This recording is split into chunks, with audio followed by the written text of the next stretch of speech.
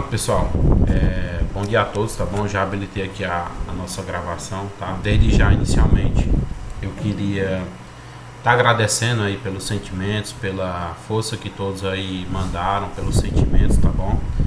Em detrimento aí do falecimento do meu pai, muitíssimo obrigado, agradeço demais a todos os alunos aí do terceiro semestre, ok? E também em função disso, né, que eu acabei atrasando aí a postagem de vocês as 2 semanas para subir o conteúdo no YouTube. Meu pai estava doente e aí eu lembro que eu estava me despedindo de vocês, que eu ia para o hospital segunda-feira, né? Eu passei a tarde com ele, mas ele acabou falecendo 8 horas da noite, né? Então essa semana aí eu fiquei sem cabeça, viu? Eu acabei não assim, o sistema de vocês eu tenho que dar atualizada, mas hoje, como sem falta, eu vou estar subindo as aulas, ok? Vou estar colocando o teste e vai ficar tudo normalzinho hoje, tá bom? Eu peço desde já desculpas, né? E muito obrigado aí a todos pela compreensão. Eu não tava nem olhando o WhatsApp, tava sem cabeça mesmo, viu? Mas obrigado a todos. Então, eu lembro que a gente tinha combinado, né, na semana dar uma estudada na BNCC. Eu preparei nossa primeira parte da aula sobre a BNCC, tá ok? Eu não sei se vocês viram, foi bem por cima, bem superficial. Eu não sei se vocês viram esse conteúdo da forma que eu preparei, tá bom? Mas estou preparando da melhor forma possível para poder passar esse conteúdo com qualidade, tá? Para que vocês possam compreender como é retratada a disciplina, a área da educação física à luz da BNCC, tá? Então eu estou espelhando aqui agora, beleza? O slide, qualquer coisa, se alguém entrar aí e não estiver fazendo a aceitação, vocês só me avisam, tá ok? Que eu retorno para cá. Pronto, tá dando. Acho que todo mundo está visualizando minha tela, né? Tá espelhando para vocês, né? Tá, pronto, beleza. Então tá ok. Então tá aqui. Especificamente a gente não vai se voltar tanto para a parte de construção da BNCC, mas a gente vai ver a BNCC à luz da disciplina de educação física, tá? Então, para quem conhece, para quem não conhece, a BNCC ela é a nossa base nacional comum curricular, então, ou seja, no Brasil inteiro, essa base nacional ela é utilizada para poder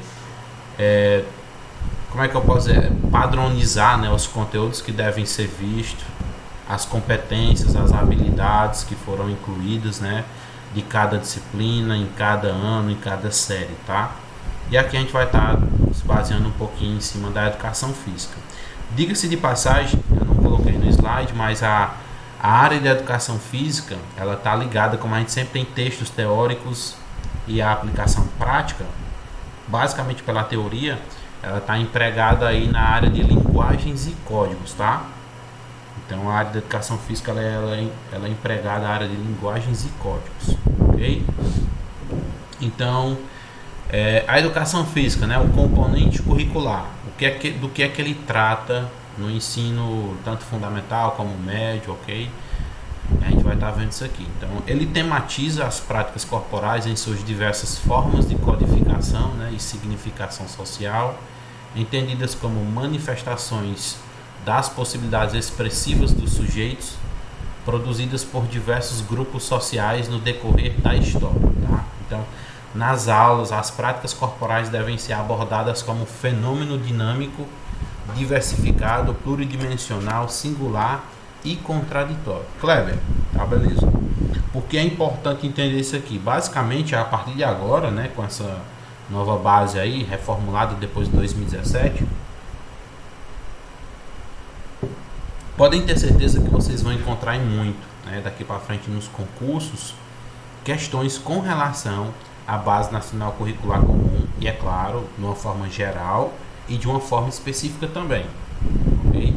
É importante a gente estar estudando. Então, como prática corporal, o que é que se entende à luz da BNCC para a nossa área, né? Então, são aquelas realizadas fora das obrigações laborais, domésticas, higiênicas e religiosas, nas quais os sujeitos se envolvem em função de propósitos específicos, sem caráter instrumental, tá? Então aí fica as práticas corporais, pode ser desde um jogo de bila, como eu coloquei aqui, a prática do balé, soltar pipa, então tudo isso aqui são manifestações da cultura corporal. Porém, é claro, dentro da BNCC a gente vai ter algumas padronizações dos blocos de conteúdos ou como cada um deles é tratado, tá?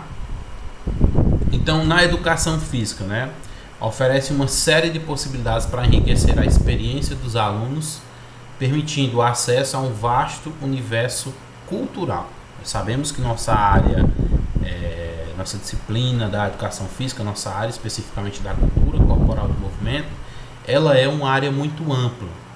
Consequentemente, essa amplitude ela é agregada de vários fatores, né? Seja psicológicos, sociais, motores, afetivos, tá? Então a gente tem uma relação bastante ampla, ou seja, um universo cultural motor, por assim dizer, teórico motor, bastante amplo a ser retratado na educação física, tá? Muitas das vezes isso aqui foge, né? Principalmente para os professores aí que a gente chama da velha guarda, um pouco mais antigos, quando se trata dessa nova reformulação, há uma quebra de paradigmas muito grande, né? Houve mudanças, houve inclusão, houve reformulações de blocos de conteúdo. O que conteúdos eram entendidos de uma forma passaram a ser entendidos de outra, bem como a inclusão das habilidades e competências, né? Vocês sabem que hoje em dia o mercado de trabalho está muito promissor para todos os profissionais que possuem, que dominam, que detêm todas essas habilidades e competências, né? Que vai dentro daqui do saber fazer, saber como fazer, né? Então tá tudo dentro dessas perspectivas. E é claro, esse universo cultural que é bastante vasto, né? Compreende saberes que não se restringem à racionalidade típica dos saberes científicos que orienta as práticas pedagógicas na escola, tá? Então não está restrito apenas a esses conhecimentos científicos que nos norteiam na nossa prática pedagógica dentro da escola, mas também para fora. Por isso que a gente faz alusão àquela questão do saber fazer, do como fazer, empregado dentro de habilidades e competências, né? Quando o aluno adquire habilidades e competências, elas não permanecem apenas na escola, elas refletem na sociedade, na família, tá? E aí, é claro, elas repercutem de uma forma ao longo de sua vida, ou seja, no meio social. Então, a potencialidade que a educação física tem, né, de possibilitar experiências enormes, que não se alicerçam apenas nessa racionalidade, quando a gente coloca apenas racionalidade dentro dos conhecimentos científicos, tá?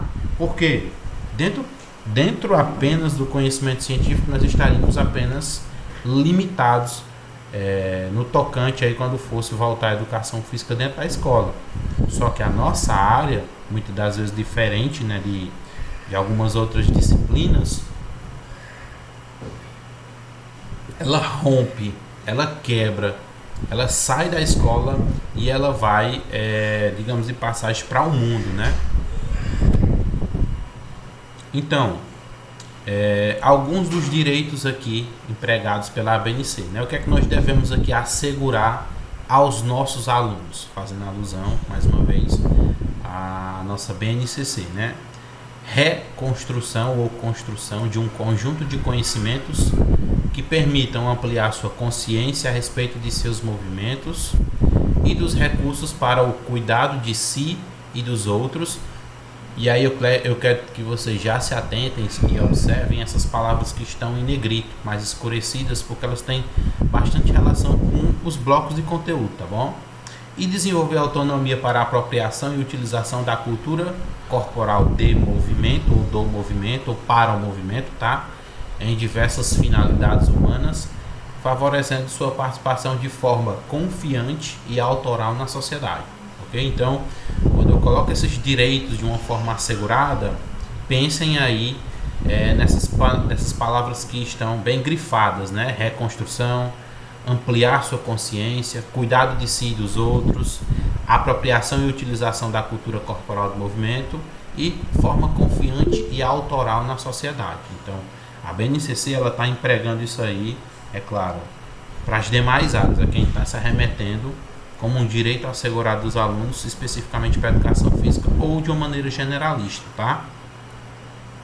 Então, cada prática corporal, ela propicia ao sujeito o acesso a uma dimensão do...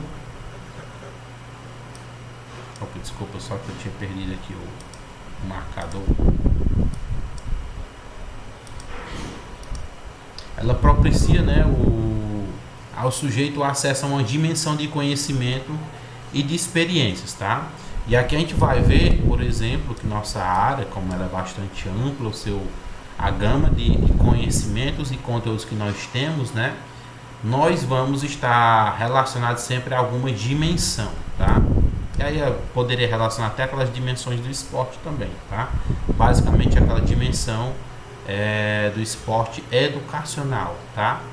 E a vivência da prática é uma forma de gerar um tipo de conhecimento muito particular e insubstituível, tá? Podendo destacar isso aqui. Então, cada aluno, em detrimento do conhecimento do conteúdo que vai ser tratado naquela aula de educação física, eles vão obter sim alguma informação, tá? E é claro, cada um apreende de maneira diferente, tá? Então, o conhecimento particular de cada um deles vai ser formulado e esse conhecimento formulado, de certa forma, vai ser insubstituível e cada um vai manifestar de maneiras diferentes ao longo do tempo, tá? E para que seja significativa, é preciso problematizar, e aí, como eu disse, a gente está entrando agora numa onda bastante competências e habilidades. Aqueles que possuem mais competências e habilidades são melhores vistos para o mercado de trabalho.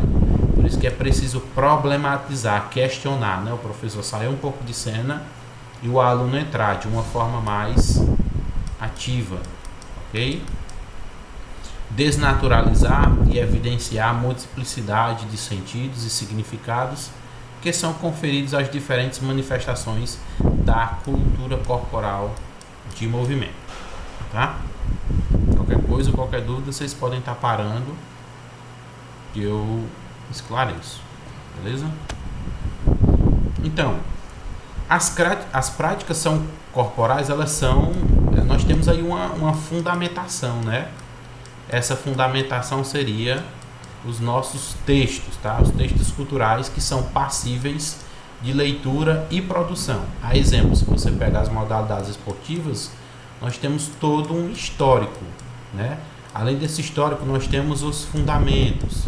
Além dos fundamentos, nós temos as regras. E cada uma delas são passíveis de leitura. Por isso, né, que esse modo de educação física esse modo de entender a educação física permite-se, né, articular essa área, essa disciplina no campo das áreas de linguagens e códigos, tá? Que eu só coloquei linguagens, mas geralmente traz lá linguagens e códigos, ok?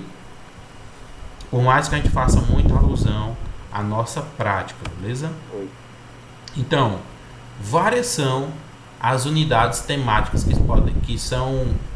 que a nova BNCC traz, né? Nós temos aqui, percebam que houve mudanças, algumas permaneceram idênticas, mas outras mudaram diferentemente lá dos PCNs, tá? Então, brincadeiras e jogos, esportes, ginásticas, dança, luta e práticas corporais de aventura. Então, essas aqui são as nossas unidades temáticas a serem retratadas no ano letivo, né?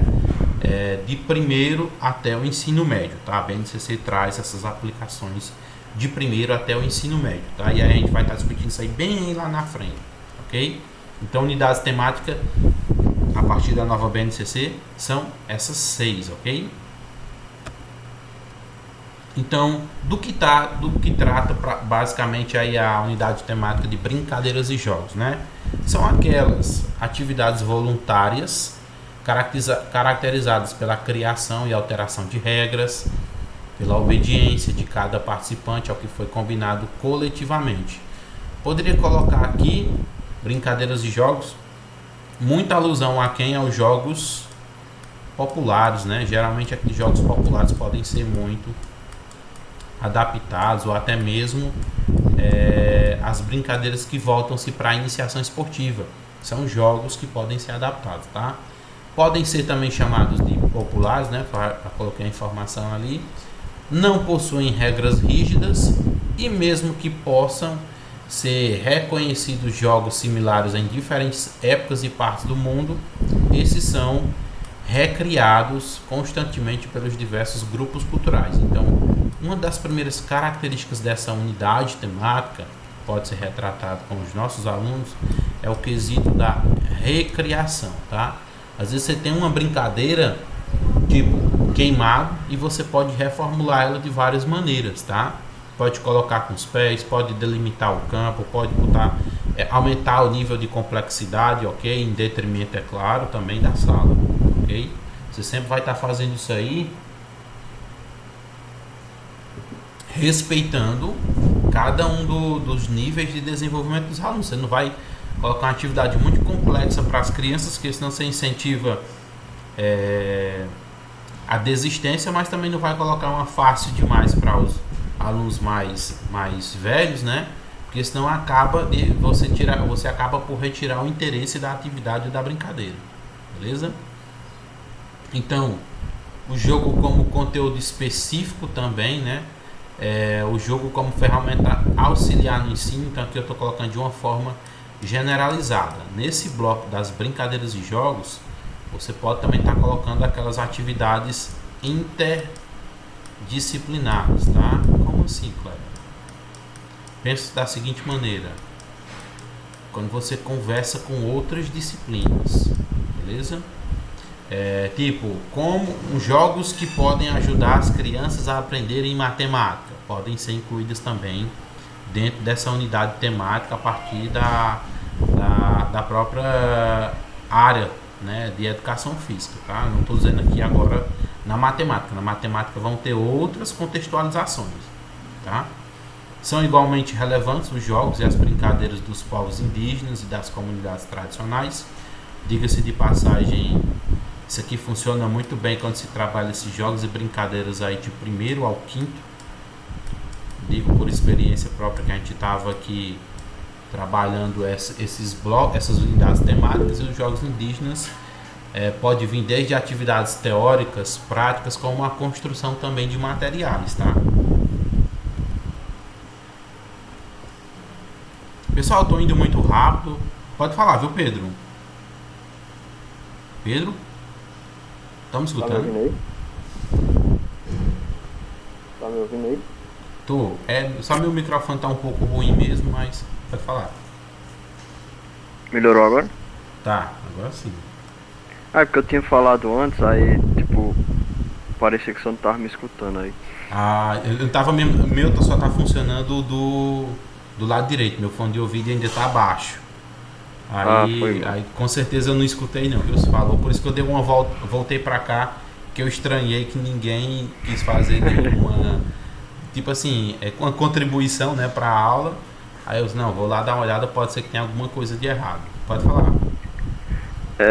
Quando a gente fala essa questão de que a educação física ela não limita-se apenas ao conhecimento científico, a gente está falando que é aquela parte teórica da prática pedagógica. Isso. Porque também, vamos lá, às vezes a gente tem que considerar o que o aluno tem como bagagem, né? O aluno tem uma certa vivência. Às vezes, por exemplo, se você traz aqui uma contextualização de uma brincadeira, né? Uma brincadeira, às vezes, que tá numa região, tipo, eu vou usar o exemplo da minha cidade. Eu estou em Vaz Alegre, às vezes, essa brincadeira que pode estar sendo executada aqui na minha cidade, quando eu levar para a cidade do Icó, pode ser que ela seja executada de outra forma, possui algumas regras, entendido? E aí, quando eu trago o quesito apenas científico, né, ignorar um pouco isso, né, deixar um pouco de lado, a gente acaba considerando também a experiência pessoal dos alunos, tá? Porque os alunos, por mais novos que sejam, eles trazem uma bagagem, porque eles não passam 24 horas ou 12 horas, né, na escola. Eles passam um período do dia, tá? Me referindo agora especificamente aí de primeiro ao nono ano, né? Sem falar, desconsiderando aí o ensino médio, ok? Deu para entender, Pedro? Deu pra entender. Pronto. Só um segundo aqui enquanto eu habilito agora mais uma gravação. Nesse caso aí, as unidades temáticas, elas